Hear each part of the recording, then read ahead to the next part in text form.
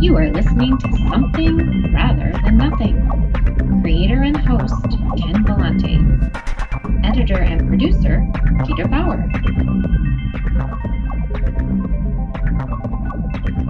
So this is Ken Vellante with the Something Rather Than Nothing podcast, and very excited to welcome some members of Blackwater Holylight, which is a band I just love, and I've been wanting to have on the podcast, and really want to welcome you, Michaela, Sarah, and Sunny of Blackwater Holylight to the Something Rather Than Nothing podcast. Yeah, thank you so much for having us. Thank you. Thank you.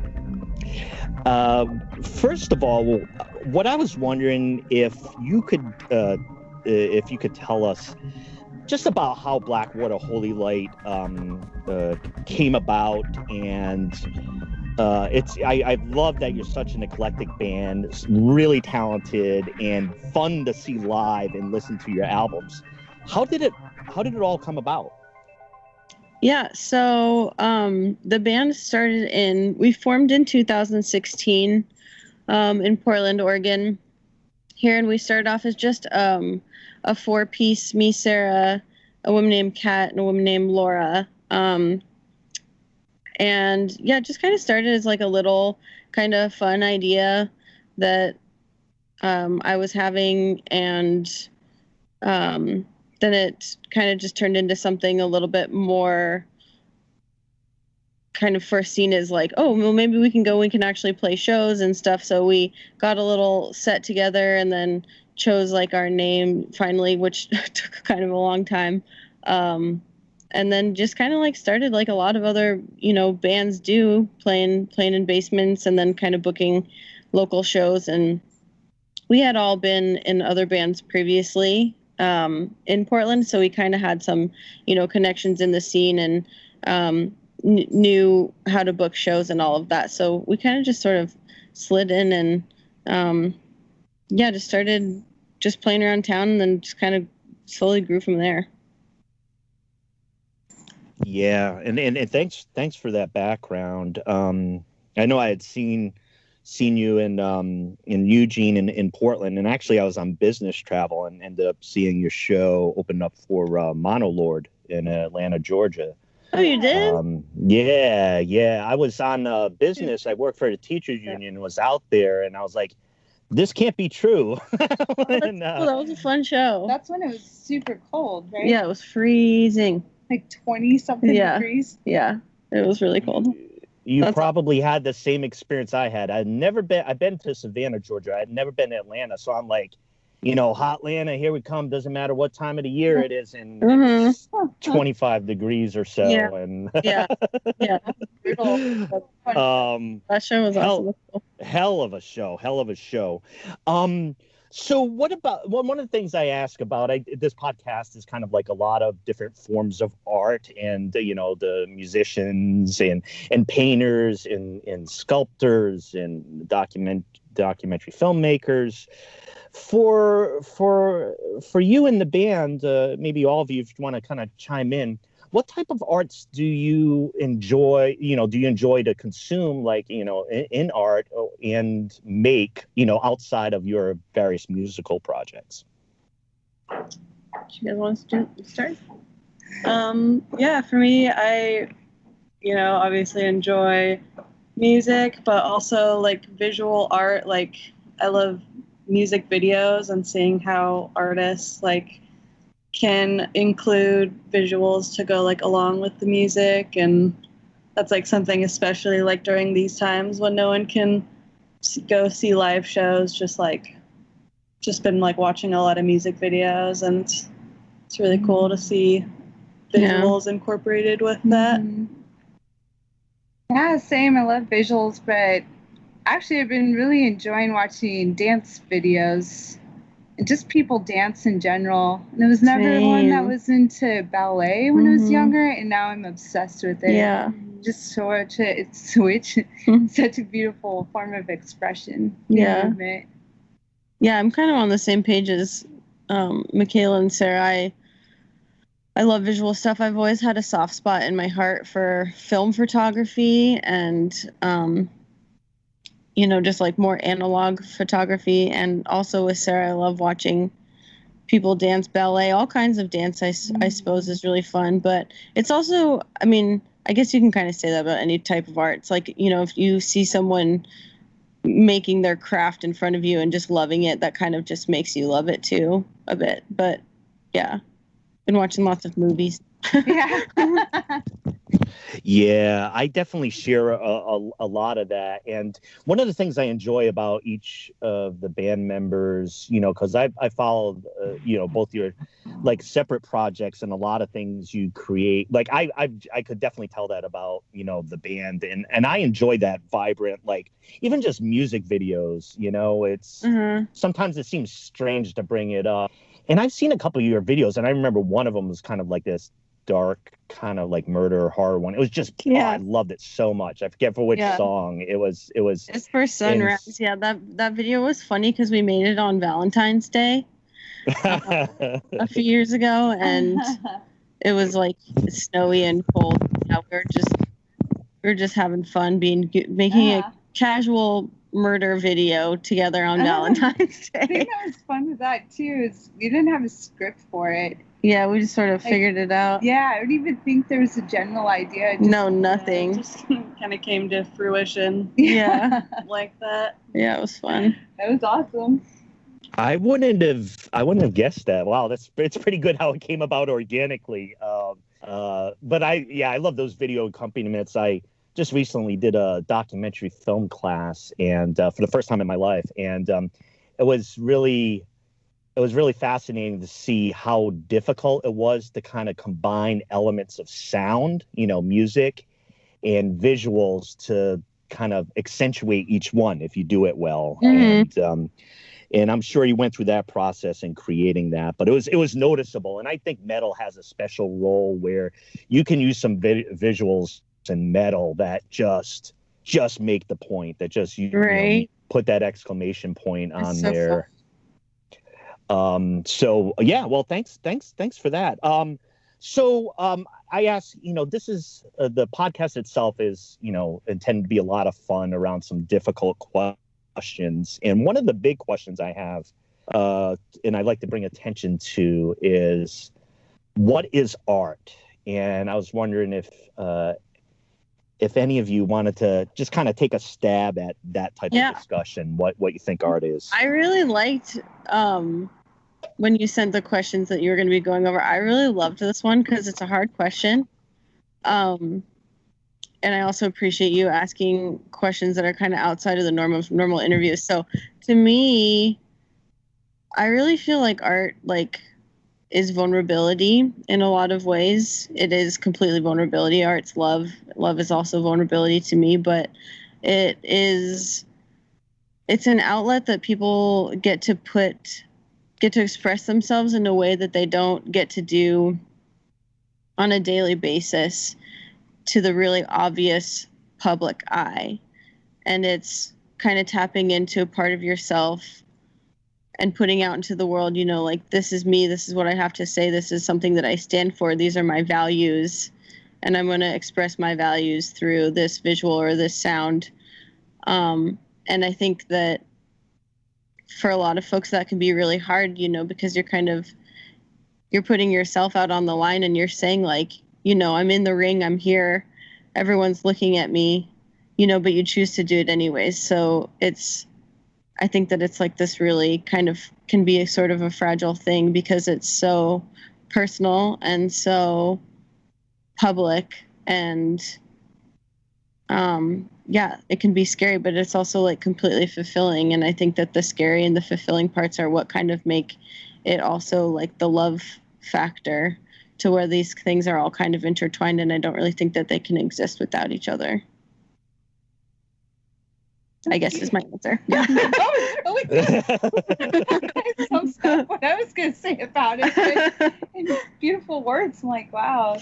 To add on to that, it's also just kind of can be a stamp and a moment in time. Something you can look back on, art you made years ago, and it's just reflects how you were feeling at that time, and in which ways you were vulnerable, and wanted to put yourself out there. And more your life resilience. Good. Yeah, it's also extremely therapeutic, I think. Yeah, I know for me personally, like, for me, I think it's just a way of getting my internal fear and anxiety out and playing it on any type of instrument, honestly, if I'm terrible at it, but just releasing that. And it's just an extra prize to be able to have someone else hear it. It's terrifying, but yeah. You know, yeah.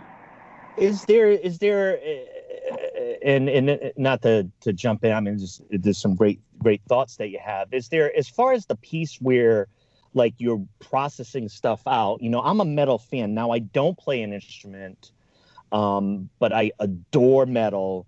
And for me, it's that kind of like really burning out and getting out a lot of strange energies. Yeah. You know, I guess maybe that's the best way I could put it. But strange energies is definitely the way. That's a new band name. You got enough side projects. You can use strange energies. That's fine. Okay. We'll start it up. What, you know, does it do that for you? I mean, playing a metal. I mean, metal seems to me like, I always talk about metal crowds when I have a metal show on the podcast, and it's like this kind of like shared communion and with the band, and it's not always like that. Sometimes it's messier than that. But what has it meant for you for your art that you perform to be metal, and what does it do for you, you know, when you play and experience the show? Oh God. Yeah, like I don't think we ever like write stuff, at least not me, like putting it out there like, oh, this is going to be metal. It's just like putting out like, you know, what we're feeling, and it just ends up being heavy because, you know, life is heavy and like the things that we go through are heavy. And but yeah, especially like playing shows, I sometimes say like, oh, like just playing a show is cheaper than going to therapy. Yeah. Yeah, I like that. It's true. Yeah, it's just definitely getting to release all that energy you have like pent up. Mm-hmm. All that anxiety kind of just like goes away when you're playing. Yeah, it like doesn't. Sometimes it makes it way worse. Yeah. But like once you start, it's always. Yeah, you're just in the zone. I like that. Playing a show is cheaper than therapy. Yeah, it's true. Yeah,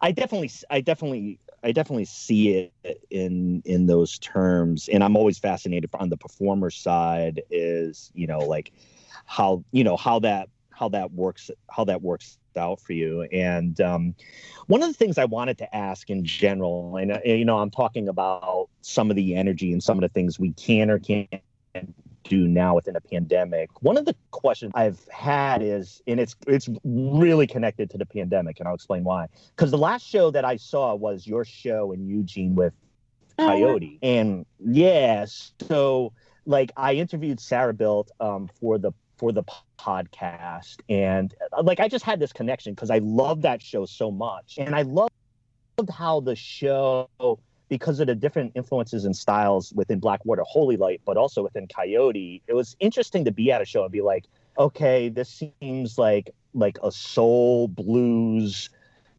she's metal, she's you know.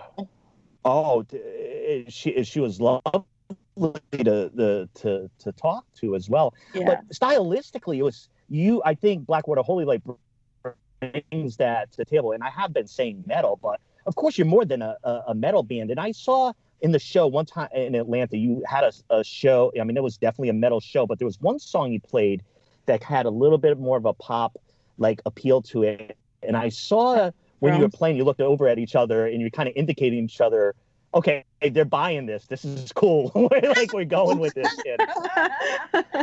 That's awesome. I saw you look around and being like, okay, we're in Atlanta. This is supposed to be metal. This is metal in our book, but yeah. So it was kind of fun. I mean, personally, I think we have a lot of like not metal moments in our music. Honestly, when people kind of ask about the band, they're like, oh, you know, really generic, what kind of music do you play? I always say heavy psych, because I don't even really feel like we're like metally enough to be classified as metal. but we're just like, we do have heavy moments, and I don't know, I guess sometimes we're kind of doomy, but yeah, I don't know. I guess it's just sort of everyone's opinion on that front. Yeah, we all listen to different types of music Yeah. too.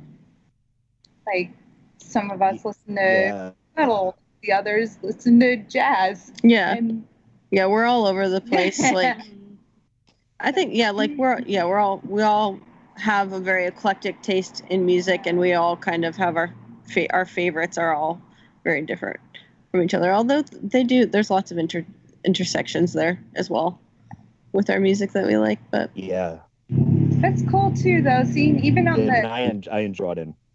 It's not just metal people who specifically like that sound. It's pretty universal as sound. I think we get some folks that listen to all types. Yeah, it's cool. Like that Monolord tour was awesome because it did draw, obviously, like a huge metal crowd because that's what Monolord is. But then it was fun to have us there too because like Sarah said, it kind of drew in some other folks, and I don't know. I think maybe for some people they're like, oh, I never would have gone to see Blackwater Holylight on their own, or I never would have gone to see Monolord on their own. But it's cool seeing both and seeing all these people that are kind of like in this maybe new, maybe familiar, maybe kind of a little bit of both territory. But I think we're talking about probably Death Realms. It's like this really shoegazy song that we have that's always just... Or Lullaby. Right. I don't know. Yeah, maybe now we're like naming them all up. Who fucking knows? But I don't know if I'm supposed to curse.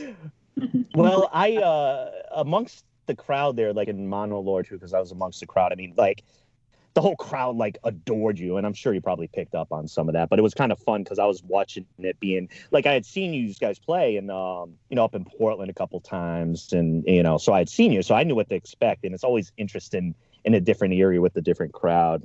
Well, really? Blackwater Holylight was adored amongst the masses in the crowd. So yeah, thanks. Yeah. So, hey, I was going to get into a bit as far as, doing art right now. I've asked different questions on the show because there are components of my show that is definitely activists around issues that are important to artists and that are important in our world. And I was just wondering if you'd like to comment around the role of art, in a couple ways. One, in a pandemic, or like what it does to artists, or like how important is it, or is it more important than ever? And the other one is really the role in art as far as disrupting, eliminating racism and patriarchy, misogyny in our society. And I just asked that in the sense because it keeps coming up. Okay, so I kind of am hearing you just ask the question, like, why is art important, in short? Yeah. And yeah, I mean, I truly do think that art is going to save us. I think that there's so many things going on in the world right now that is giving people a reason to disconnect and to disassociate with each other based off of, political or other reasons. And it's like a lot of kind of go out and like survive kind of to each their own mentality that I see within, the political climate right now. But on the other hand, there's also a ton of people that are just resisting that and saying, no, we have to come together. We have to be one. We have to fight, and using art and things like, like people that are all going out to the protests, and like, even if it doesn't really seem like a piece of art, even stuff like Snack Block, that's still a creative movement. That's still people that are going out and using their creativity to connect, to help each other, and to like persevere through what everyone is kind of going through as a collective. So it's like it's kind of it's a sort of a two-sided coin, I guess, because I guess I just feel like with this administration, there's a lot of like to each their own kind of mentality, I suppose. But yeah, like we need to be here for each other. We need to create with each other. We need to collaborate with people that we didn't think that we would collaborate with, and we need to expand our minds. We need to grow, and we need to like do that all together. And I don't know, for me it's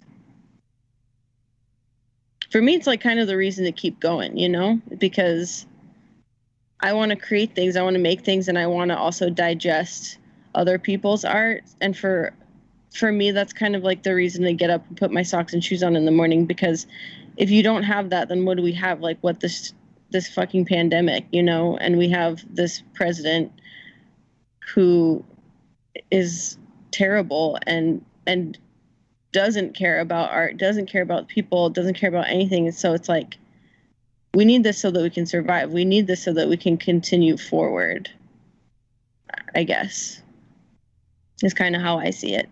Yeah. And I think that maybe you had more questions in there, but. Yeah, and as far as like the role of art in a pandemic, like I feel like this has been a really like necessary shift in just like everyone's consciousness, just like, you know, people are so stuck in like the daily grind and like capitalism and just go to work to survive. But like this is, you know, forced a lot of people to just kind of slow down and like, you know, have no agenda other than just to like be and to exist and to like see like what we can create. And I feel like that's been a really cool opportunity, even though it's like it's really hard to like just even be a person right now, like with the world being so heavy in this like pandemic. But just to like have this opportunity to learn from it and grow, and like I think a lot of people have been changing their perspectives about like how they want to live, you know, going forward. Yeah, it's a big one. Yeah, I think it's done a lot of those things. I know for myself, I've done a lot of walking, and I've really accelerated the things that I produce because I paint and I write and I do the podcast. And I found myself like really, I wasn't sure at first how I'd respond to being like, okay, maybe I'll create a bunch more things to like process through things, right? And that's kind of what I did, but it was certainly something to respond to. And I was talking to artists around, you know, really over the last few months with the pandemic, and some are like, I don't want pressure to produce right now, even though I'm not supposed to be doing anything, because like I don't want pressure to produce. Like I want things to rise organically, and others are like, yeah, that's huge. I'm gonna so big. Like forcing creativity is impossible. You know, it just needs to come out of you. Like, I don't know. I guess there are some people that can just sit down and be like, okay, I'm forcing myself to like write music, or I'm forcing myself to paint, or I'm forcing myself to do all of these things. But that just seems like so difficult for me, coming from a person that like I really can't force myself to do those things. Like it just comes out when it comes out. And, you know, it's like really my situations around me are what like present the opportunities for those things to come out. But yeah. Yeah. And listeners, we're talking with Michaela, Sarah, and Sunny of Blackwater Holylight, Portland. I would go to say metal, an eclectic Portland band. You can say metal if you want to say metal. Eclectic honestly, metal band. For that. Yeah. The dark was one word. I definitely heard that in there. It's kind of like dark psych. Heavy metal, psych. Yeah. Heavy psych. Yeah. So we got, you know, we heard about a bit about how Blackwater Holylight came together, and you might have answered this, but I tend to ask it in general anyways. Do you end up each of you in creating, you know, your art or art through Blackwater Holylight? Are you doing it, you know, because like you're absolutely compelled to create in a certain way? And the question is, why do you create things? So like what pushes you to put, you know, all that energy into creating songs? And do you ever step back and say, you know, why am I doing this, and like taking a step back that way? Like, for me, I just don't know what else I would do. Like, I've just never really thought about doing anything else. Like, I've been playing music since I was, like, a little kid, and, like, I've just kind of always known, like, that's what I want to do. Like, I don't know what I would do if I didn't have it. So I just create because I can't not, I think. Yeah, same. I don't think I always knew that I was going to be a musician necessarily. I think once I decided that for myself in kind of my early 20s, like, then similarly to Michaela, I was like, okay, this is all I'm seeing. But I do it, again, kind of like what we were talking about a little earlier, is like, it's therapeutic, and it's how I process my pain, and it's how I process my trauma, and it's how I process my love, and I validate myself with how I'm feeling, kind of with the music, because like I just sort of, it's kind of like I can't not, I just have to get it out, and like that's how it happens. I guess we don't have a choice. Yeah. I've heard you mention a couple times, like, love in connection to art. And well, I'm noticing this, I've done a bunch of episodes here, is a lot of times when I'm talking about the definition of art, surprisingly, like, I'm not saying it hasn't come up, but that word, which seems very intuitive to me to come up in a discussion of art, would be love. And I just noticed that word, and I just kind of picked that out because I'm actually a little bit surprised that in the definitions of art I've heard, it tends to be, maybe it's just a bit more cerebral, right, and less from the emotions in the heart. But I mean, that's where art hits you, right? That's where, like, the baseline hit you. Not to put anybody off here, but that's where the baseline hits you, or the drums, and and the sounds. Now, a big question I have on the podcast is the name of the podcast, and I don't know if, Michaela, you just said somebody has to answer that question, or like you all want to jump in. But the idea is, why is there something rather than nothing? And sometimes I post this question for artists, pose it in a certain way of saying, is your art, come from nothing? But whatever way you want to answer it, do anybody want to take a stab at why is there something rather than nothing? Yeah, this is a really interesting question. Yeah. It is an interesting question. Why is there something rather than nothing? Well, I guess I'll start with saying that I'm extremely thankful and grateful that there's something rather than nothing. Also can create anything. Because, like, what would we do? Sometimes nothing's chill too, though. Yeah, I don't know. Like, why is there something rather than nothing?